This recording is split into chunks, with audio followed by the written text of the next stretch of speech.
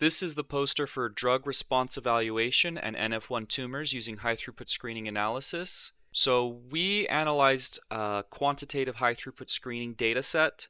It composed 1,921 compounds, and we looked at the dose response curves. This data set was composed of non-tumor NF1 patient reference cell lines as well as NF1 plexiform neurofibroma-derived cell lines, and these are immortalized tumor cells useful for high-throughput screening. We algorithmically came up with a single value score, delta S, which is useful for cross-compound, cross-cell line evaluations, and we were able to identify a panel of promising compounds showing drug sensitivity or drug resistance. So the way we calculated the delta S, we had a single value S, which was a score, and it was a composite ratio of the drug effectiveness and the AC50.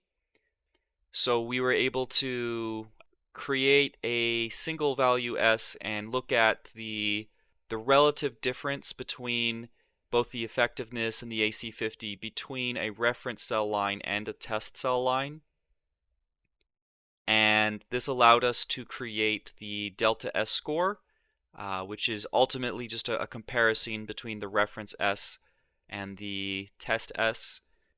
We noticed that 0.5 and up were generally indicative of drug resistant, and we were able to identify that negative 0.5 and below are indicative of drug sensitivity, and therefore 0 and those ranges around 0, they're basically saying that there was no difference between the reference cell line and the test cell line. So from this, we have a list of drug-sensitive and drug-resistant compounds. We had some interesting specific observations. Selumetinib, the only approved drug, had only moderate drug sensitivity, whereas other things that we found like SSRIs and these other compounds over here, statins, they had a strong and more pronounced drug sensitivity profile. We also noticed things like anthracyclines, including doxorubicin, they were drug resistant. So that's very interesting.